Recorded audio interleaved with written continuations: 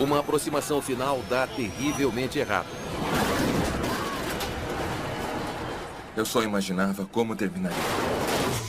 O resgate dramático em São Francisco é registrado por câmeras. Eles usaram os termos evento de fatalidades em massa. A busca por uma causa Bingo. divide especialistas em segurança aérea. O pior modo possível. Eu discordo. Foram os pilotos, o avião ou outra coisa que causou a queda do voo 214 da Asiana? A parte dura é dizer qual foi a palha que quebrou as costas do camelo.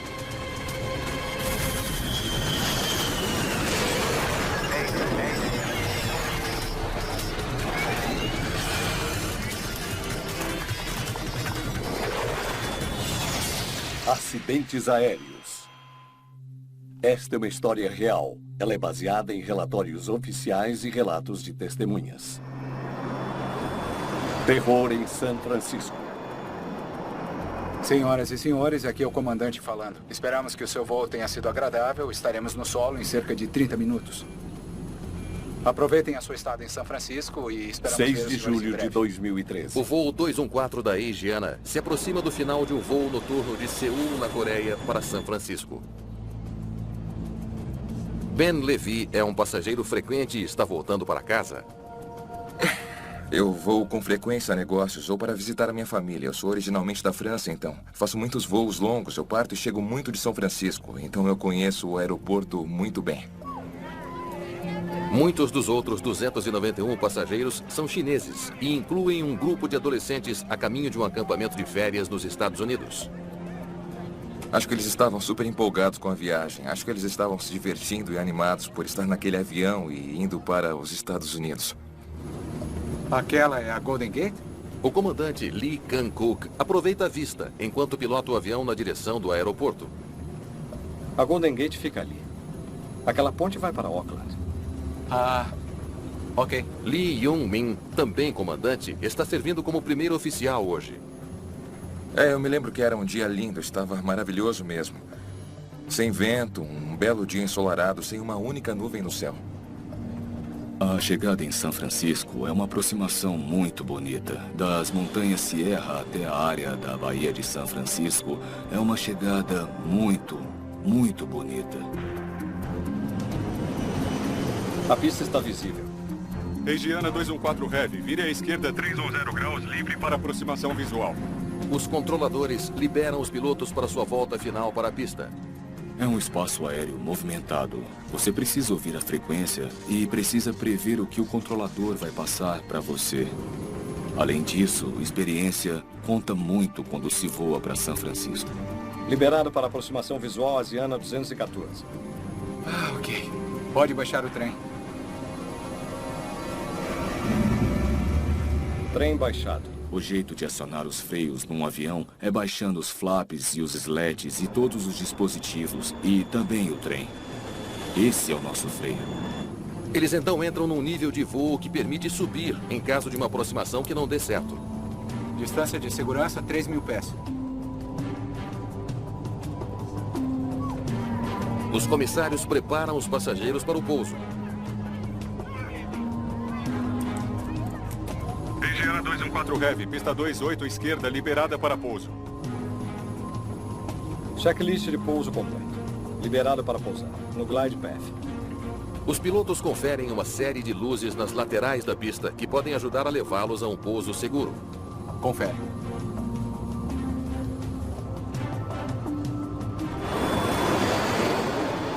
O avião está a menos de 1 minuto da pista, quando Ben Levy percebe que há algo errado. Eu me lembro de notar que tem um pequeno pia que se projeta para fora da pista e eu pensei, uau, estamos muito baixo. Eu deixei para lá pensando, bom, o que pode dar errado? Temos toda a tecnologia a bordo para garantir que os caras não façam bobagem. Na cabine, Cuidado. Velocidade. uma crise. Recuperei o controle. Oh, Deus! Suba! Nessa fração de segundo, eu senti o empuxo do motor recuperando a aceleração total. O comandante ergue o nariz do avião e tenta subir. Mas pode ser tarde demais. Segure-se. Parece que não vamos chegar à pista. Naquela hora, achei que íamos bater na água.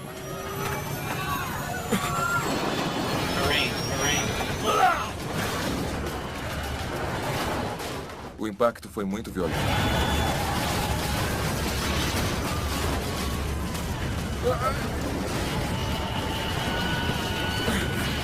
Eu só imaginava como ia terminar e como e quando ia parar.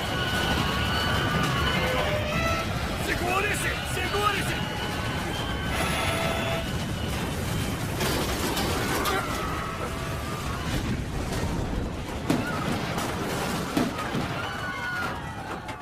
E então o avião para.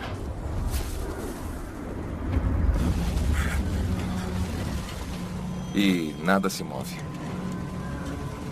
Tudo que você ouve são os gemidos das pessoas feridas e machucadas. Aqui. Aqui. Se apertar com força, vai parar o sangramento. Na cabine, os pilotos sobreviveram, mas eles não fazem ideia da extensão dos danos à aeronave. O impacto brutal arrancou a cauda do corpo do avião. Controle, responda. Asiana 214. Iniciando checklist de evacuação. Alerta. Precisamos de ajuda aqui. Regiana 214 Heavy, veículos de emergência estão a caminho.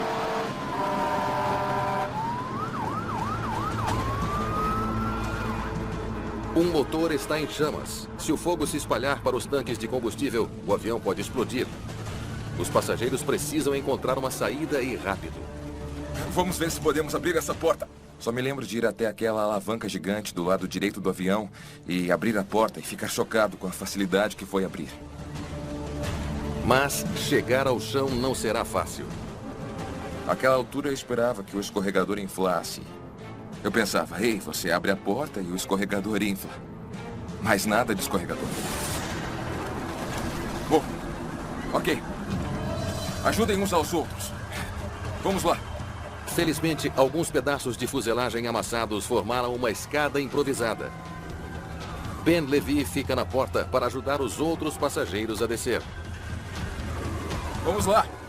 Sabe, em todo esse desastre, descobrir que a fuselagem amassou sobre si mesma e quase que formou um degrau foi essencial para as pessoas saírem daquele avião. Ai, meu Deus, que medo. Vídeo amador. O vídeo de uma testemunha captura a cena dramática enquanto centenas de pessoas fogem da cabine por apenas algumas saídas. O 777 tem 8 saídas. Cada uma vem equipada com um escorregador de emergência inflável. Os escorregadores deveriam inflar automaticamente. Mas apenas 2 abriram corretamente. Socorro! Alguém! Alguém, por favor, me ajude! Para piorar, 2 dos escorregadores em pane inflaram dentro do avião. Uma comissária de voo está presa. Eu não posso me mover! Se você puxar, eu posso tentar! Não, pega alguma coisa afiada! Não respirava embaixo do escorregador. Bill Bramble é especialista em emergências aéreas. Ele entende o desespero que a tripulação está enfrentando. A preocupação era que ela se sufocasse. Então, havia um grande senso de urgência para tentar tirá-la. E havia fogo do lado de fora da fuselagem também. Então, sim, era uma situação muito séria.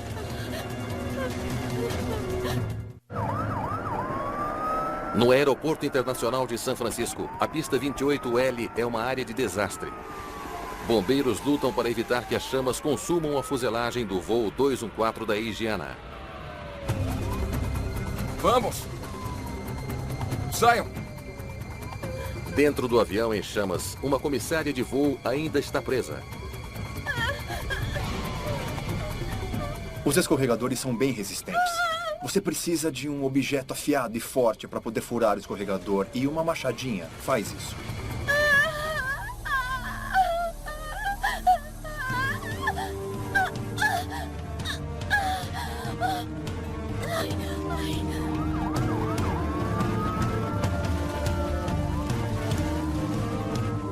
Com o resgate agora a bordo para ajudar os feridos, Ben Levy finalmente deixa o avião.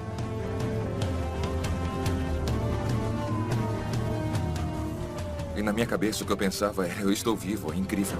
E logo ele está compartilhando a sua história com a mídia. Na sua cabeça tudo passa em câmera lenta, você não acredita no que está acontecendo. Você não sabe se vai estar morto no fim dessa câmera lenta ou não. Toda a equipe de resgate se reuniu como se reuniria num acidente, embora esse seja um incidente com muitas vítimas. Quase 50 pessoas estão gravemente feridas. 6 foram arremessadas pela parte de trás quando a cauda se partiu. 2 estão mortas, incluindo uma jovem atropelada por um veículo de emergência. O caminhão de bombeiros atropelou a vítima, é um fato. Agora, se a vítima já estava morta antes ou se morreu atropelada, é isso que estamos tentando descobrir. Assim como muitos outros, os investigadores da Comissão Nacional de Segurança dos Transportes em Washington ficam impressionados com as imagens. Eles usaram os termos evento de fatalidades em massa. Nós não sabíamos o que estava acontecendo. A primeira coisa que eu vi foi que o avião fez uma manobra brusca, que houve fatalidades em massa e sabíamos que era um 777. Então seria um evento muito significativo. O investigador sênior Bill English vai liderar a importante investigação. Todos estão de prontidão, a partir de agora. O 777 estava em serviço havia cerca de 30 anos na época desse acidente e foi o primeiro acidente fatal envolvendo um 777 em todo esse tempo. E nós sabíamos que usaríamos uma equipe bem grande, então nós demos tudo mesmo.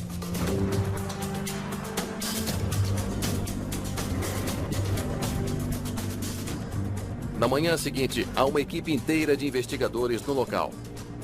A primeira impressão deles é que os relatos da mídia devem estar errados.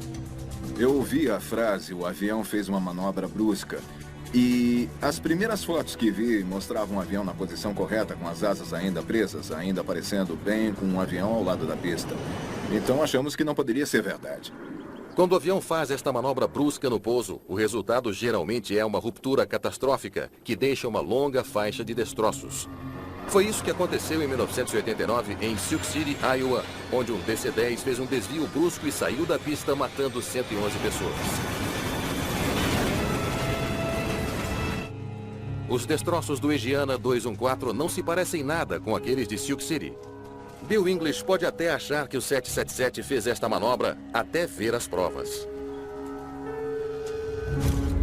Nós percebemos marcas na pista, marcas de arranhões e tudo. Pareciam estranhas. Parecia que o avião tinha girado e virado. Nós pensamos, o avião realmente deu uma volta e...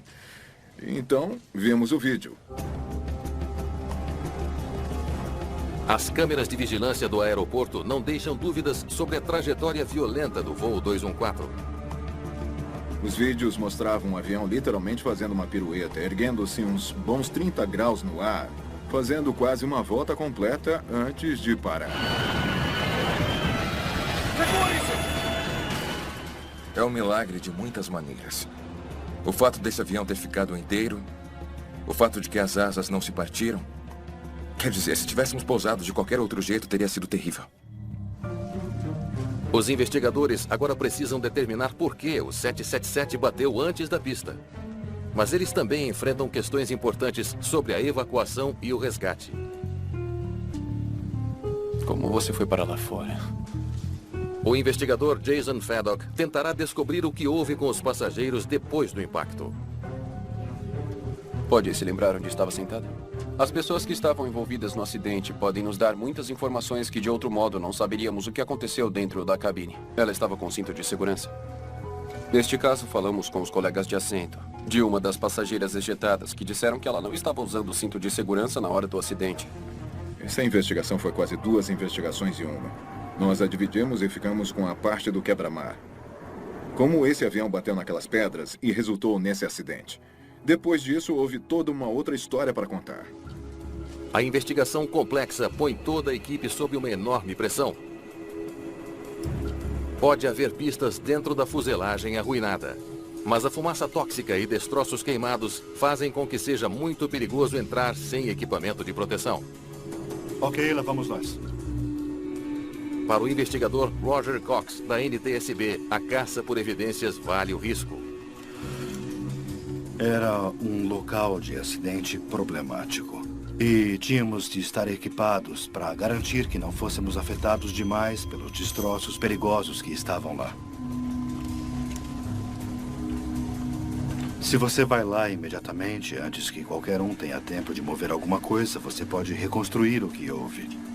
Roger pega as fichas e os objetos pessoais dos pilotos, torcendo para encontrar pistas do que estavam fazendo nos estágios finais do voo. Isso é tudo que eu pude encontrar.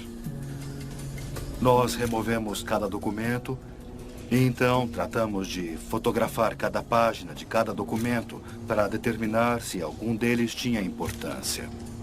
Muitos dos documentos estão em coreano. Eles terão que ser traduzidos antes que possam ser totalmente analisados. O local do acidente, por outro lado, imediatamente oferece aos investigadores alguns detalhes importantes. Já que ele bateu nas pedras do quebra-mar, sabemos que ele estava abaixo demais. Ele pousou muito antes de onde deveria.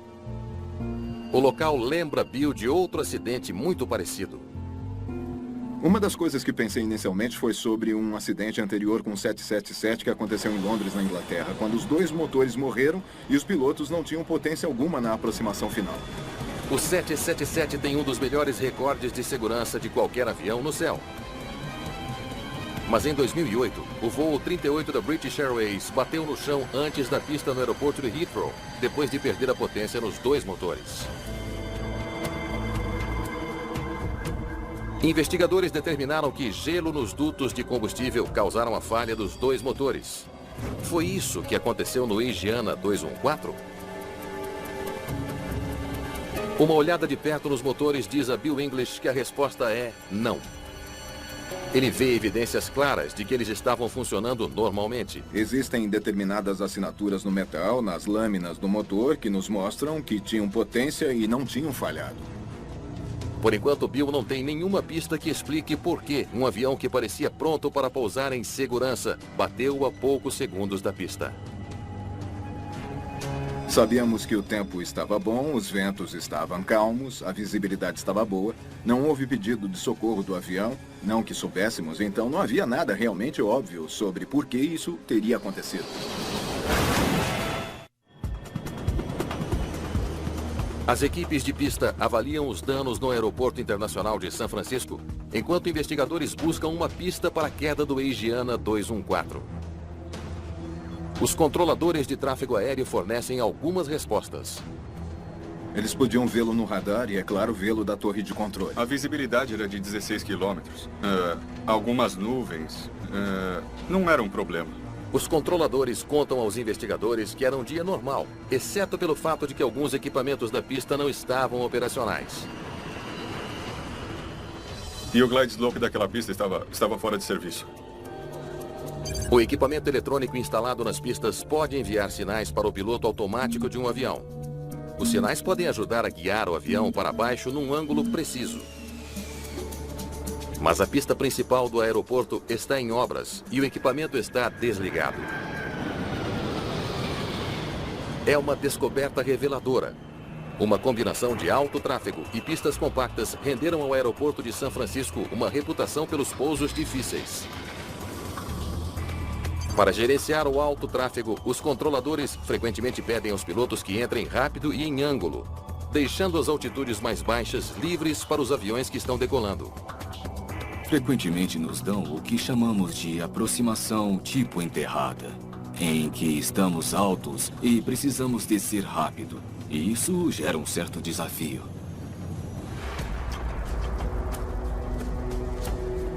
Muito bem, aqui então está o aeroporto de São Francisco.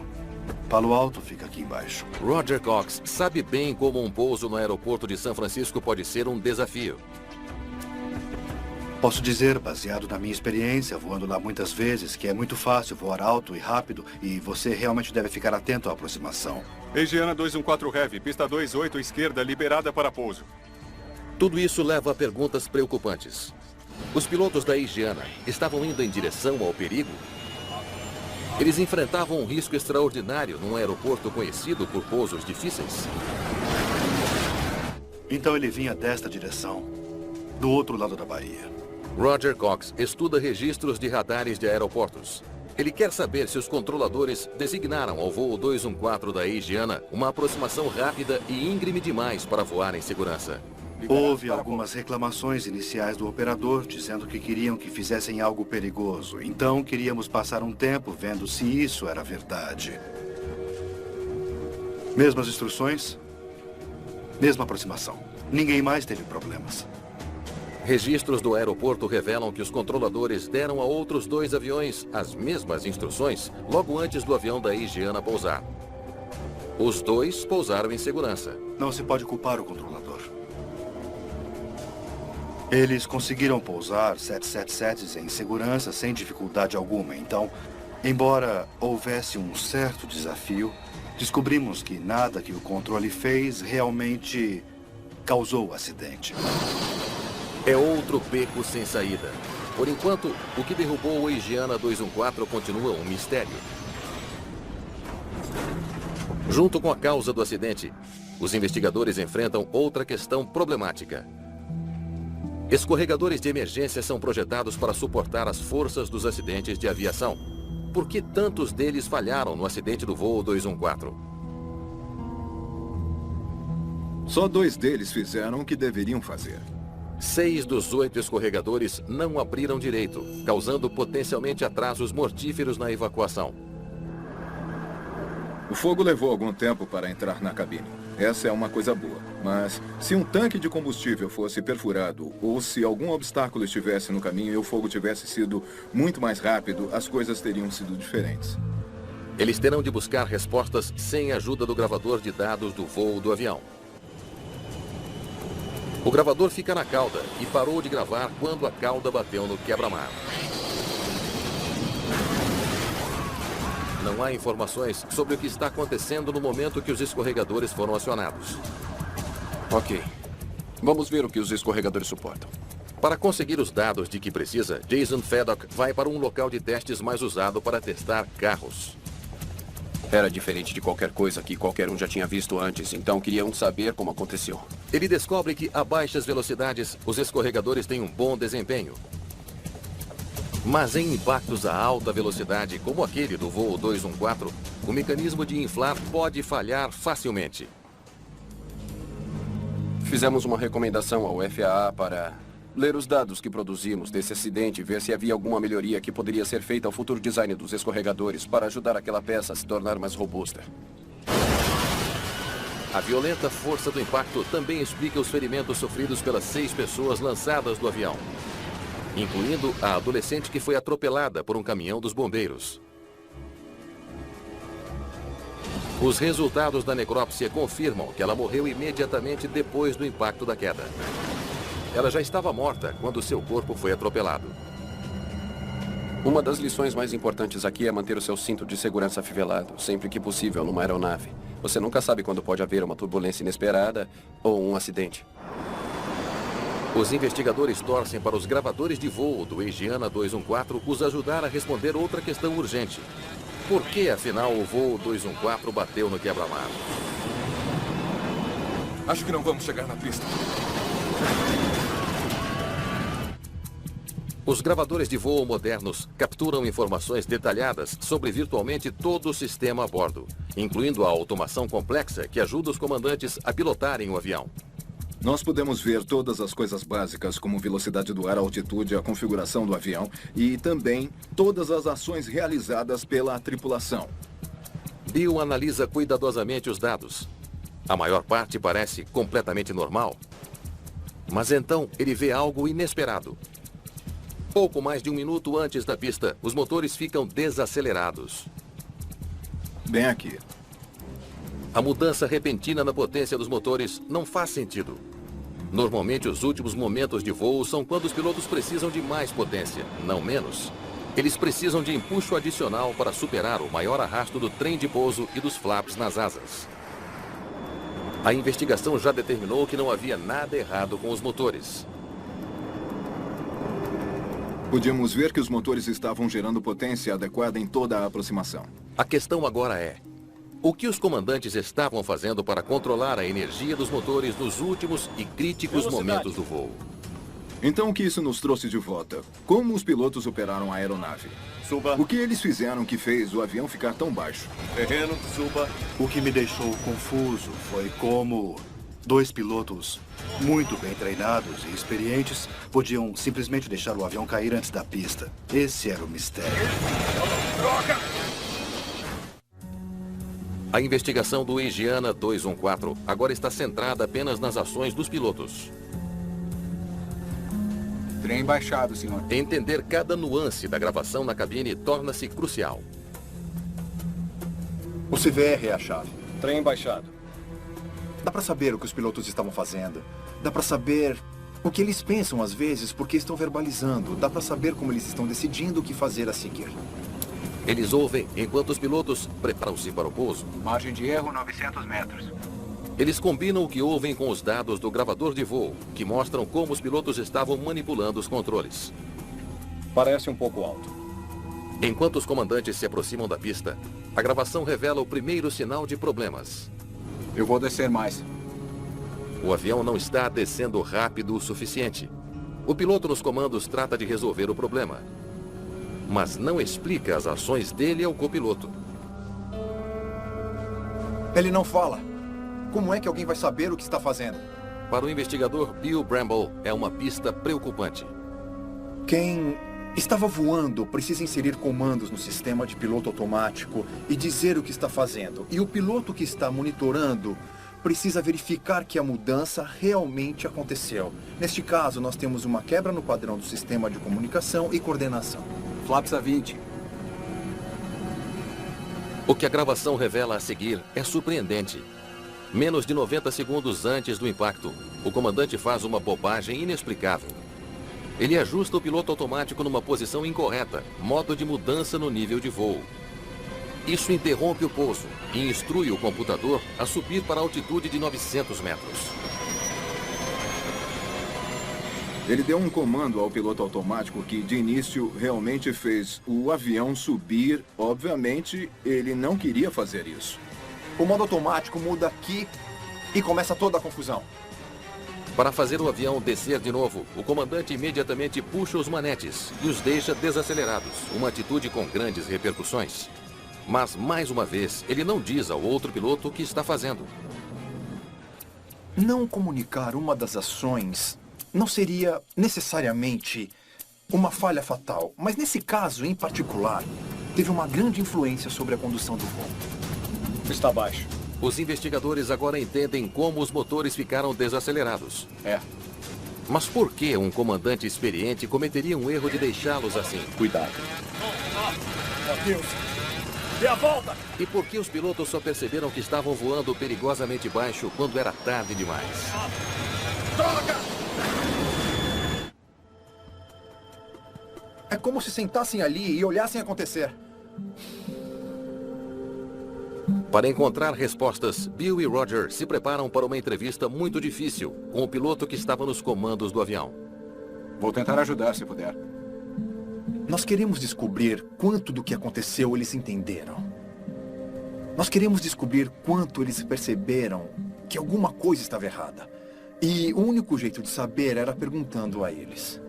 Eu estava um pouco nervoso. O comandante explica que estava preocupado com o pouso em São Francisco, num dia em que não havia nenhum equipamento eletrônico da pista para ajudar a guiá-los.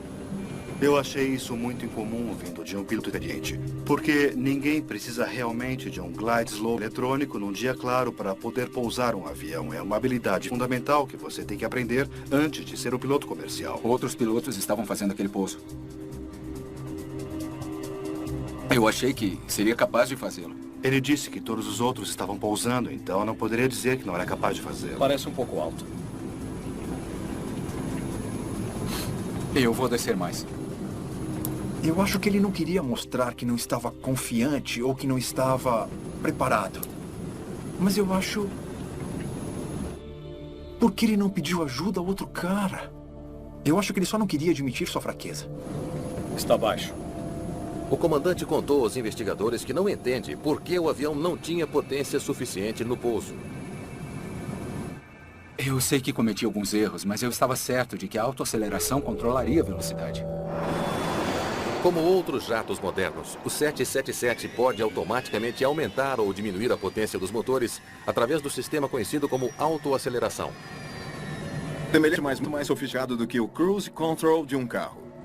Ele estava certo que a autoaceleração cuidaria da velocidade para ele. E na experiência anterior dele, tinha acontecido. Durante o seu treino de pilotagem do 777, ensinaram ao comandante sobre uma característica especial do autoacelerador, o wake up. Se a velocidade de um avião fica baixa demais, o autoacelerador é acionado e gera mais potência mesmo se estiver desligado. Incrível. Como eu havia visto nessa demonstração do simulador que o autoacelerador acordaria mesmo no caso da aceleração estar desligada, ele tinha esse alto nível de expectativa que o autoacelerador acordaria, aumentaria o empuxo e os manteria em segurança. Os investigadores consideram uma possibilidade assustadora. Um sistema automatizado crítico de um Boeing 77 falhou em voo. Foi isso que causou a queda do Asiana 214?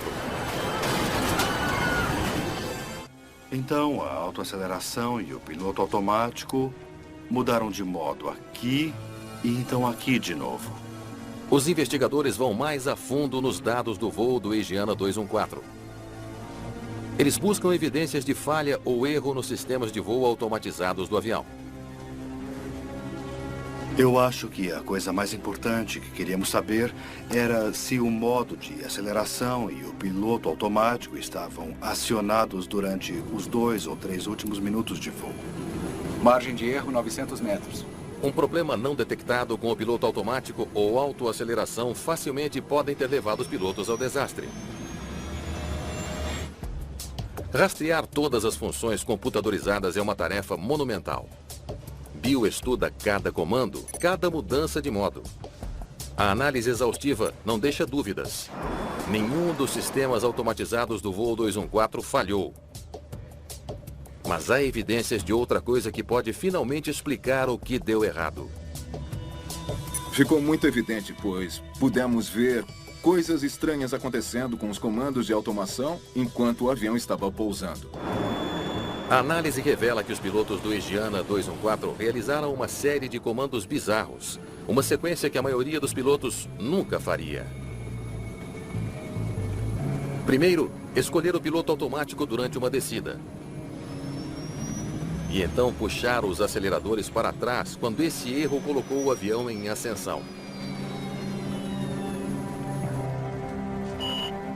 Bingo! Foi isso. A combinação incomum de comandos desliga a proteção de velocidade embutida no 777, deixando os motores desacelerados. Naquele momento, ele desligou o piloto automático. Então, subir, descer, esquerda e direita estavam nas mãos dele. Aí ele reduziu a aceleração do avião, como se tirasse o pé do acelerador. Ao fazer isso, mandou um sinal para o sistema automático de aceleração que ele também queria o controle da potência. Então, naquele momento, o avião estava apenas planando. Os investigadores finalmente entendem por que a autoaceleração não religou sozinha e não aumentou a aceleração no pouso. Mas ainda restam várias dúvidas. Por que o comandante estava tão incerto sobre as funções do piloto automático? E por que os comandantes não puderam reagir a tempo de salvar o avião? 22 mil horas de experiência entre eles. Deveriam olhar a velocidade. Traduzidos do coreano original, os documentos da cabine fornecem muitas respostas. Eles revelaram uma das coisas mais importantes, o registro de treino do piloto, que tinha um histórico detalhado dele como piloto até o momento do acidente. Os documentos revelam que o voo 214 era um treino crítico para o comandante Lee Kang-kook. Aquela é a Golden Gate? Ele estava sendo transferido para o Boeing 777 depois de voar o Airbus A320, uma aeronave com um estilo de automação muito diferente. A Golden Gate fica ali. Aquela ponte vai para Oakland. É uma filosofia diferente de voar e ele tinha pilotado o Airbus por um bom tempo, então a transição ainda pode ter sido um momento estranho. Era um voo de treino. Os registros de treino revelam que o comandante vinha tendo problemas com a mudança. O instrutor foi relativamente crítico. Ele indicou que o comandante que estava treinando não era suficientemente diligente e atento a procedimentos. Essa crítica recente podia estar na mente de Lee Kang-kook enquanto pilotava para São Francisco. Ele estava um pouco estressado porque era um voo de treino e ele estava sendo monitorado por esse piloto mais experiente e, possivelmente, por causa desse voo anterior, ele não teve um desempenho muito bom. Mas por que os pilotos demoraram tanto para reconhecer o perigo?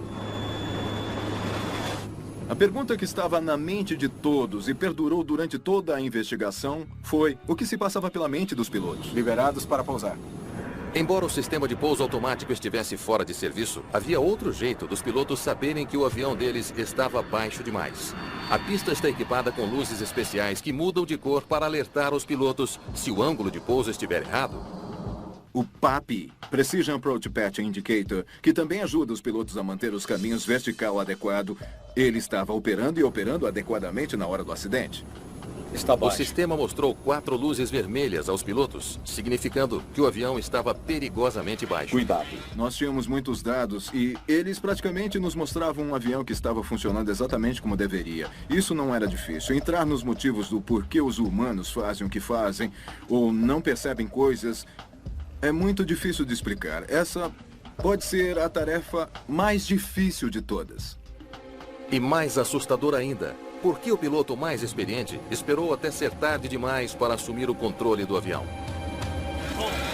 Estou no controle. Se ele tivesse feito isso mais cedo, quase que certamente poderia ter prevenido o acidente. O avião estava perfeitamente pilotável até o último minuto. Então, a qualquer momento, havia uma série de lugares onde alguém poderia intervir, alguém poderia assumir, alguém poderia fazer uma pequena mudança e o resultado teria sido diferente. Só estamos tentando saber quanta experiência vocês tinham pilotando manualmente. Pode me dar uma ideia disso? Eles descobrem que a Higiana tem políticas severas que incentivam os pilotos a confiar na automação da aeronave o máximo possível. Eles raramente treinam a pousar um avião à mão.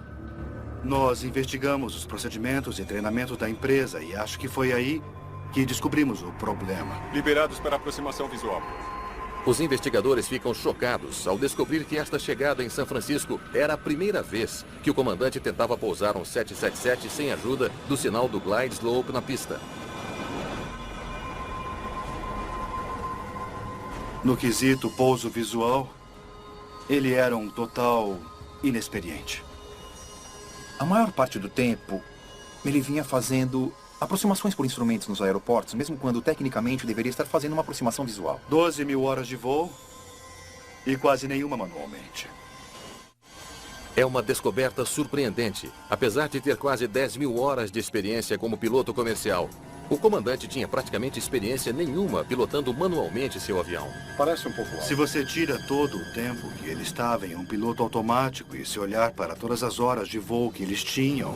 Eu vou descer mais. Eles provavelmente só tinham umas 200 horas de voo manual. E talvez até menos durante os anos que vinham voando. Então, eles não tinham aprimorado suas habilidades. Os investigadores também descobrem que o comandante, apesar de ser um piloto experiente, nunca havia supervisionado um voo de treino como este. Está baixo. É mais provável que a inexperiência dele o tenha feito esperar demais antes de assumir os controles. Velocidade! Como instrutor de voo, saber aquele ponto crítico quando intervir, quando o piloto está, ou quando um aluno está indo um pouco longe demais, é uma das tarefas mais difíceis de se aprender como instrutor. Requer experiência, tempo e um pouco de conhecimento adicional, pensar antes do próprio avião como instrutor para ver essas coisas começando a dar errado. Os investigadores concordam que os comandantes do Higiana cometeram erros graves que causaram o acidente. O problema foi que eles deixaram a velocidade cair. Mas eles não concordam sobre como os pilotos cometeram esses erros. Eu acho que esses modos confundiram a maioria dos pilotos. Mas é a obrigação deles não ficarem confusos. Bill Bramble acredita que a culpa é da tecnologia. O jeito que projetamos aviões e o jeito que as cabines estão evoluindo estão influenciando a habilidade das tripulações para se manter atualizada e entender o que está havendo. Mas Roger Cox acredita que a culpa é totalmente dos pilotos humanos. Dizemos que os pilotos usam pistas para descobrir onde estão. Então, eu não consegui entender por que comandantes profissionais não tinham entendido essas pistas óbvias que estavam bem diante deles. A queda do Higiana 214 provoca uma discussão acalorada entre especialistas da indústria trabalhando para deixar a aviação mais segura. É um debate antigo, homem versus máquina. O que é mais significativo? É mais significativo que os pilotos não assumiram o controle manual e voaram com o avião até a pista ou teriam que dar a volta? Ou é mais significativo que eles estavam nesse ambiente de automação que algumas pessoas consideram complexo demais? Quanto mais complexa a automação se torna, mais difícil pode ser para os pilotos entenderem o sistema todo? Não estou certo de que a maioria dos pilotos de 777 da época teria sido capaz de prever os modos em que o avião entraria. Houve outros acidentes mortíferos em anos recentes que apoiam a preocupação de Bill Bramble com a confusão da automação. O voo 1951 da Turkish Airways levava 128 passageiros numa aproximação de Amsterdã, quando um altímetro defeituoso enviou dados incorretos para o piloto automático. A velocidade começou a cair. Como os comandantes do Asiana 214, os pilotos da Turkish Airways não conseguiram reagir, acreditando que a automação do avião manteria uma velocidade segura. Acidentes como este são extremamente raros. Está baixo. Mas pesquisadores dizem que isso é parte do problema. A automação falha tão raramente que quando falha, os pilotos não conseguem reagir tão rápido quanto deveriam. Droga! Segure-se! Segure-se! Para mim, esse incidente mostra as consequências inevitáveis da evolução das cabines modernas, o aumento da automação, que melhorou a confiabilidade, a eficiência e a segurança de muitas maneiras, mas nos deixou com consequências não intencionais quando algo inesperado acontece. Mas nem todos concordam que a automação nos aviões foi longe demais. A verdade é que é responsabilidade do piloto voar o avião. Já tendo pilotado muitos aviões em mais de 30 anos de carreira, sempre senti que cabia a mim e aos outros pilotos entender total e completamente cada aspecto do avião. Especialmente os controles autônomos, como o piloto automático e os sistemas autônomos de voo, para podermos entender o que eles iriam fazer. Em seu relatório final sobre a queda do Asiana 214, os investigadores abordam ambos os lados do argumento. Eles listam erro de piloto como causa provável, mas também citam as complexidades do sistema de automação como fator contribuinte. Numa manobra incomum, o relatório inclui declarações de 4 membros da Comissão Nacional de Segurança dos Transportes, cada um enfatizando a sua visão pessoal sobre o acidente. O relatório pede melhor treino para os pilotos, incluindo mais tempo voando sem o uso da automação. Existe um grande movimento da indústria agora para voltar ao básico. Já falamos muito sobre dependermos da automação, mas os aviões ainda voam praticamente do mesmo jeito há décadas. E queremos garantir que os pilotos se adiantem ao avião, que se conscientizem sobre o que está acontecendo à volta deles e sabendo como pilotar, quer a automação funcione ou não. O relatório também pede projetos mais intuitivos para a automação de aeronaves e alarmes melhores na cabine para alertar os pilotos se a velocidade deles ficar baixa demais. Raramente nós temos um acidente cuja causa é uma coisa só. A parte difícil é dizer qual delas foi o evento crítico, qual foi a palha que quebrou as costas do camelo. Às vezes essas pequenas coisas são necessárias para fazer um acidente acontecer.